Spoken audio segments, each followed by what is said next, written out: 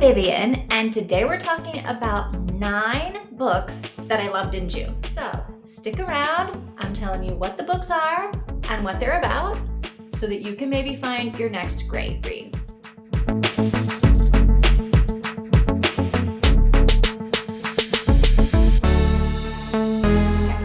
Check out my June reading list page. I have never had a reading month like this. Do you see all of those stars? I mean, look at the stickers. We've got books with the best piece of advice, the best mom, the best plot twist, best first line, best beginning. And let me explain the different color stars, right? So when I give pink stars, it means that not only was the book amazing, it was above and beyond amazing, right?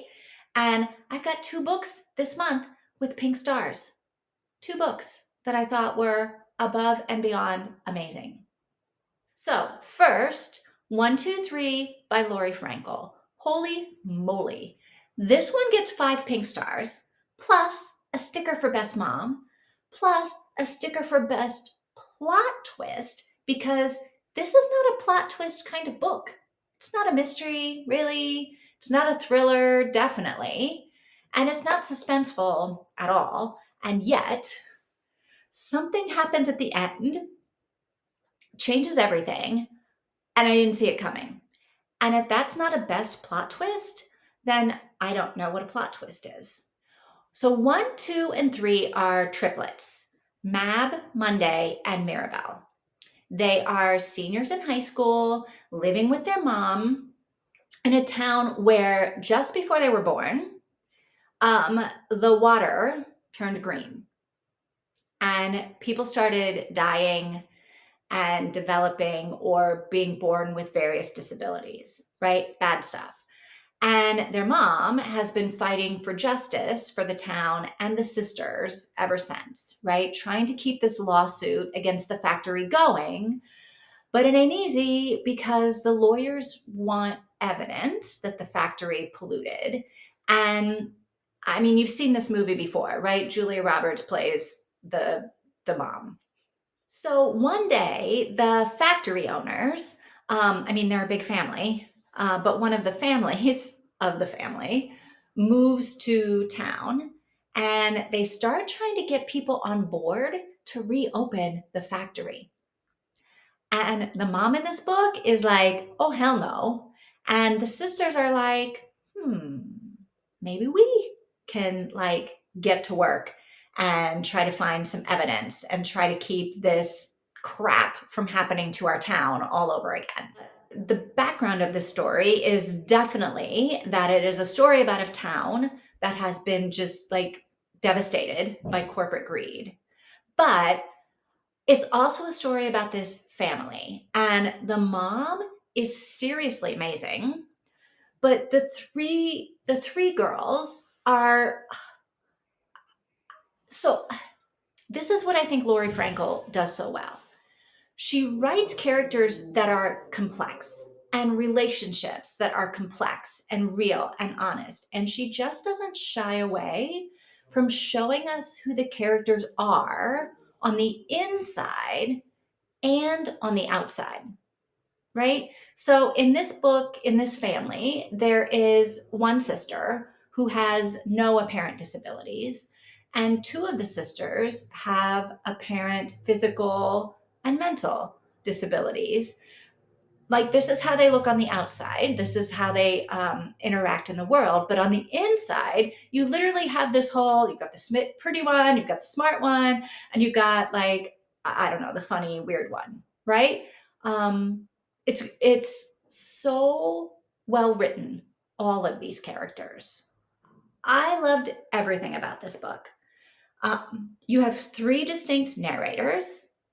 It's a book about families with sisters and a great mom character. Smart, funny, complicated characters all around. Main characters who also have disabilities, and I love their disability. It's not the main thing about them. It's not even close to the main thing about them. They are real characters, not just token characters with disabilities, right? And then, right, the twist at the end that I didn't see coming. So, 123 by Laurie Frankel, 100% recommend. 5 pink stars. My other pink star read from June was a book of poems called I Hope This Finds You Well by Kate Baer. So, what Kate does in this book, it's genius, right? So, she's taken messages that she's received and then comments that people have left on like social media posts. Um, some of them are nice and some of them are not. And so she takes these messages and then she takes like her whiteout marker and redacts some of the words and she creates something different. One of my favorites was a message that she received from a guy being like, "Hey, I'll be your sugar daddy and I'll take care of you." And it was gross, right? But she redacted words so that the poem she created was basically her response to his kind offer, and I choked on my drink when I read it. It was such a great response and so like perfect. Another one of my favorites was a message she got from a guy who was all like, women want a man to be in charge of their lives, and men being in charge of women is the only way that the world works. Look at every war and every famine and every disaster, and it's the men who go and fight on behalf of the women. And what would women do if there were no men to go fight in the wars? I mean, like drivel, total drivel. What would women do? Like, I guess if there were no men to go fight, there wouldn't be any fighting. I don't know. Anyway, she redacts his message, and her poem was so great. I died. I died in the war. It was so great. But the poem that made me like run to grab my reading journal so I could save it was a note from a guy where he was like, I love what you are doing here. I have a teenage daughter and I'm not policing what's happening on her social media, which I'm kind of like, why are you not policing what's happening on her social media? Anyway, he's like, I'm sure that she gets nasty messages from people because apparently all women do. And harassment is apparently the price that you have to accept, that women have to accept just for existing online. And I hate that that is the truest thing I've read all month. The writer goes on to say the truest thing about this book and what Kate Baer is doing in this book. He says, I'll never deal with my daughter's online struggles. I'll never know what she knows. But by sharing your page with her, I can hope she's able to see whatever horrible words come to her DMs as what they are, words. Words she can define herself, rearrange, and repurpose to take away their intent to harm. And that is what this book is. It's a rearrangement and a repurposing of words that is genius and funny. And like, if it doesn't remove the sting of the words, it certainly takes a lot of the bite away. I Hope This Finds You Well by Kate Baer, above and beyond amazing. 100% recommend. So good. So those are the 2 pink stars. And now we're on to just the regular amazing books. First up, No Two Persons by Erica Bauermeister. This was my in-person book club's pick for June, and it's a book that I have been waiting to read for months and months and months, and finally, it was time. So the main character, Alice, writes a book, and it's a magnificent book. Everybody is reading it, everybody's losing their minds about it, and No Two Persons is about that book that Alice wrote, sort of. So it's Alice's story about when she was writing the book. And then it's the story of the publishing assistant who discovers the book and tells her editor that, like, this is the one, right?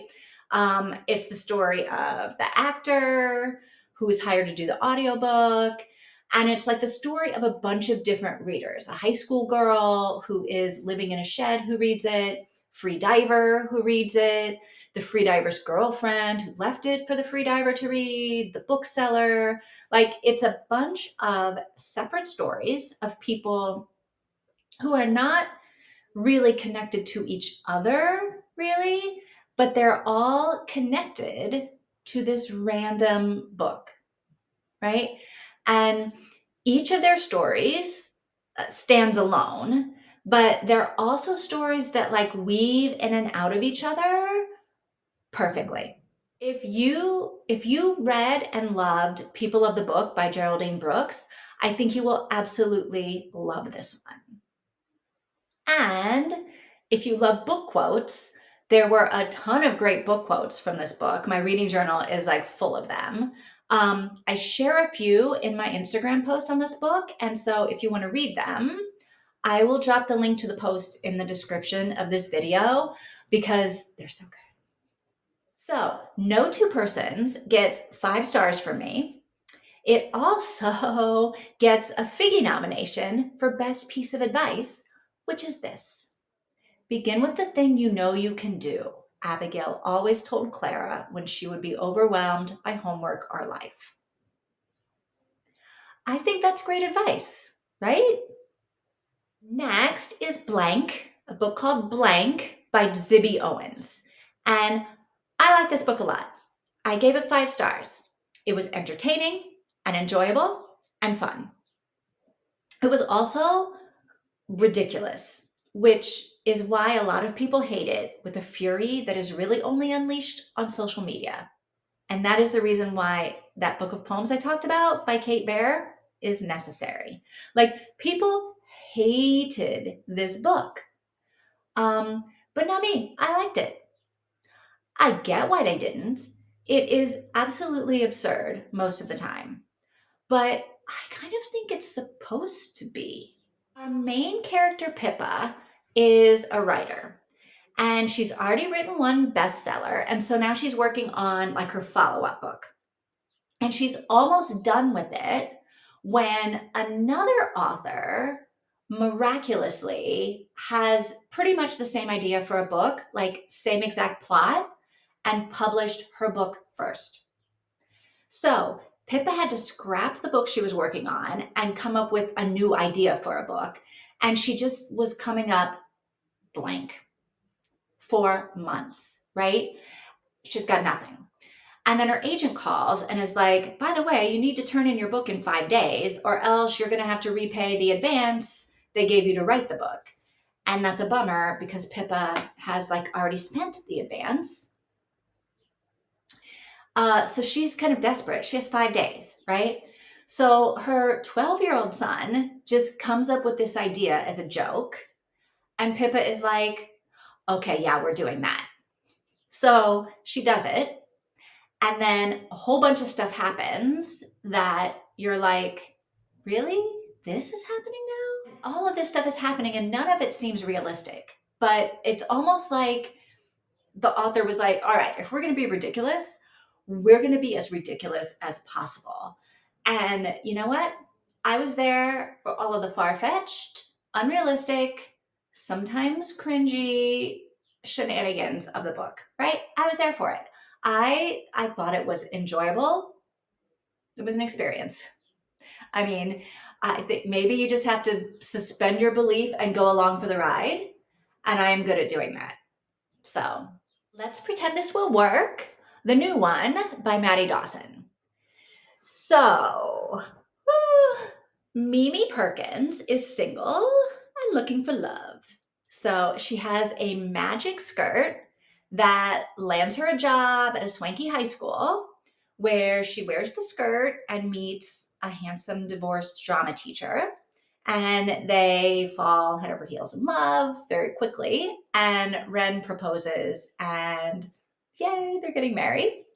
But before Ren can even put the engagement ring on Mimi's finger, Ren gets a call telling him that his ex-wife has been in a terrible car accident and he has to like temporarily move back into his old family home in Connecticut to take care of her and to help their adult daughters who do not like the idea of Mimi.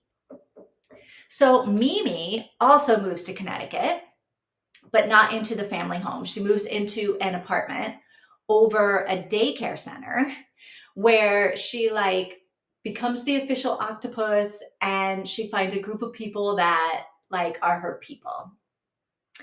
So as time goes by, it seems that Ren and his ex-wife might be getting back together. And Mimi is not sure what she should do about that, if she should do anything. And so this is a story about a woman looking for love and family and friendship and belonging, which is to say that it's a story about all of us. It is a true Maddie Dawson, warm and quirky and big-hearted and joyful and chaotic and wonderful. 5 stars for Let's Pretend This Will Work by Maddie Dawson. Also, she gets a Figgy nomination for Best Piece of Advice, which is this. If you're going to freak out over every little apparent setback in your life, you're not going to enjoy life as much as you could be, she says, and actually laughs. How about you just try to remember that it's all going to work out and don't sweat the details? Just sit back and be curious, why don't you? Good advice? Best advice in a book? Maybe. Okay, let's talk about The Humans by Matt Haig. Everyone I've ever met who reads has mentioned The Midnight Library by Matt Haig as a must read. And my book club is finally going to read it later this year. But I saw The Humans and I was like, let me see what this guy is all about. So The Humans is about an alien who comes to Earth because a math professor has solved some unsolvable math equation that unlocks the secrets to the universe or something.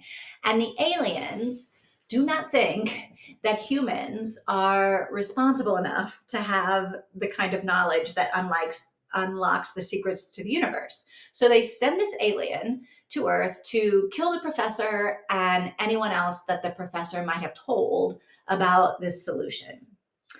And the alien takes the form of the math professor while he tries to figure out who else might have the keys to the universe.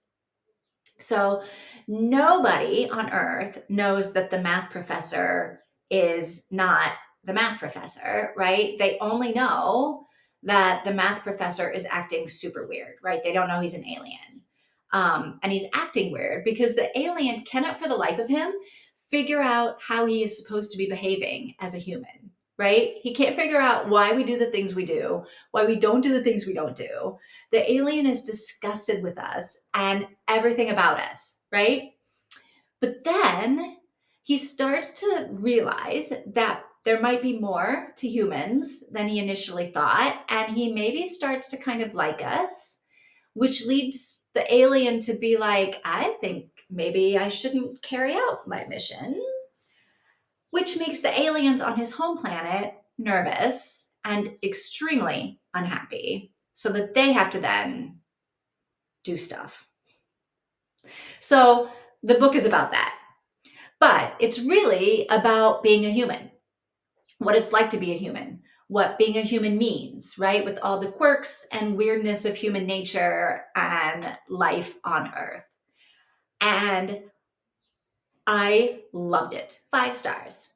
And the best beginning, and a whole chapter with a ton of advice that the alien gave to his teenage son based on the alien's observation of life on Earth, right? And 2 pieces of that advice get Figgy nominations. Your life will have 30,000 days in it.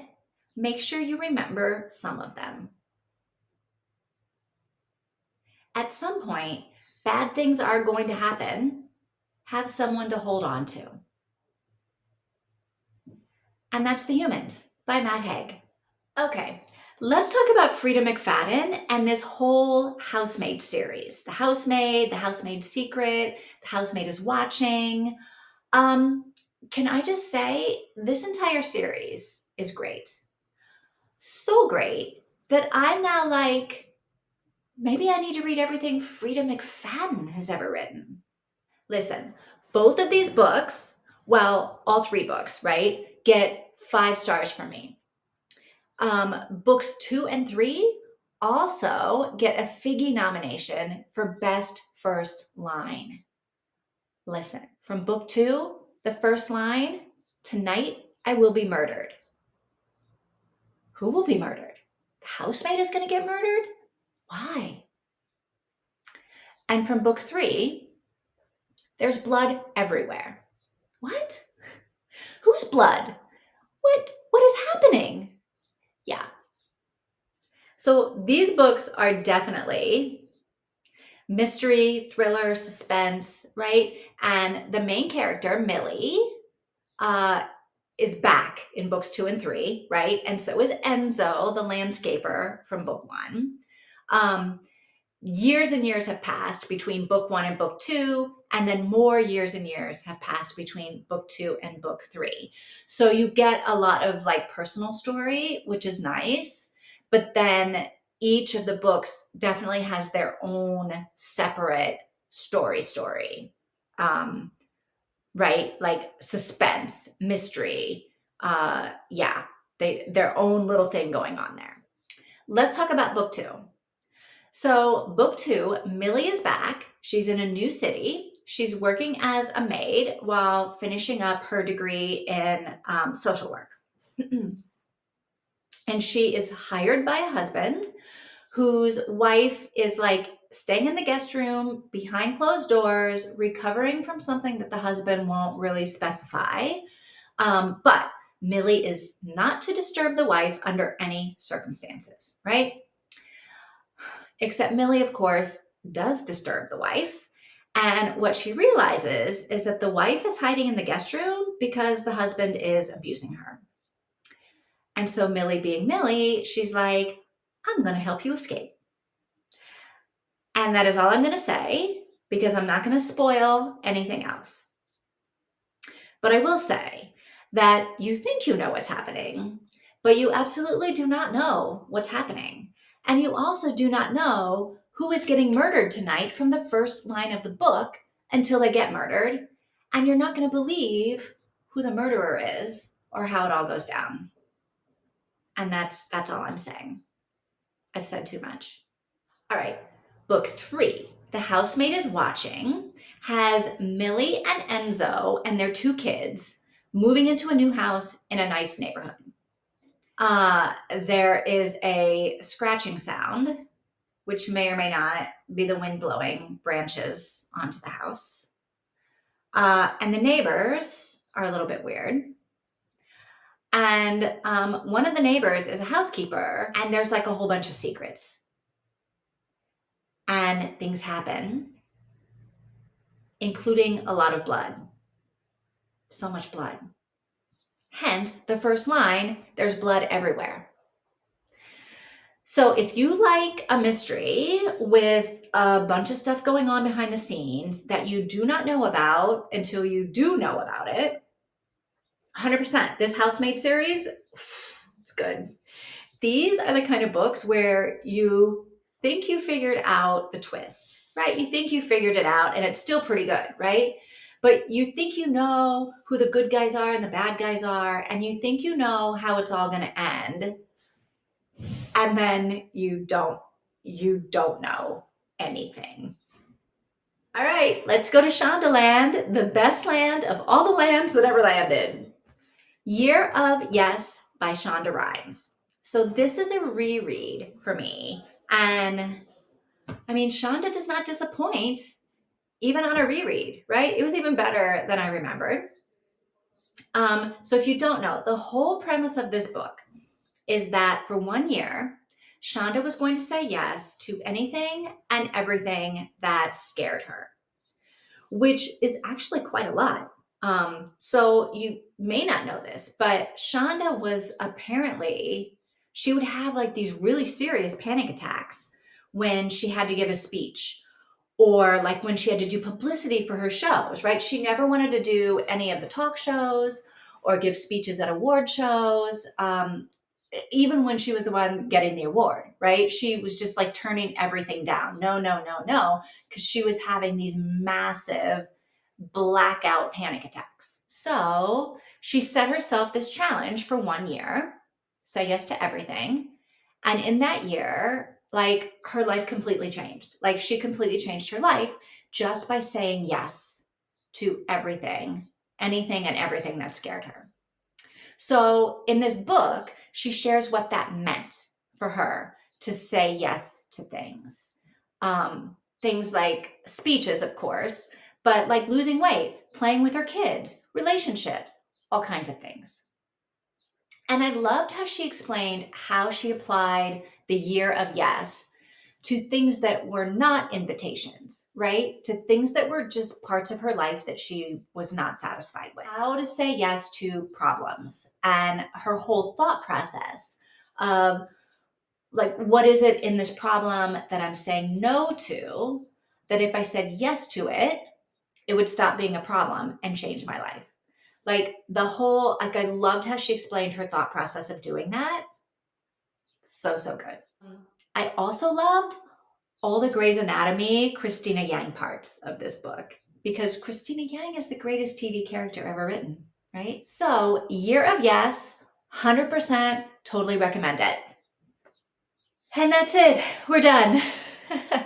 7 amazing books, 2 beyond amazing books. So, June was a great reading month for me. I hope it was a great reading month for you too. If you read anything you want to recommend, please drop the title and author and why you loved it in the comments. Also, I have a favor. I am still looking for book recommendations for my A to Z challenge. You can see I've got a lot of letters to go, right? If you've got a great book that starts with C, D, E, F, J, K, P, Q, U, V, X, or Z, please leave the info in the comments for me. I appreciate it.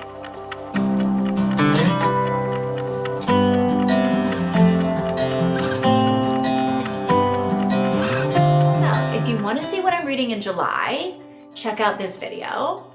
And if you can, come hang out live on Wednesdays when I host some reading book club productivity sprints, right?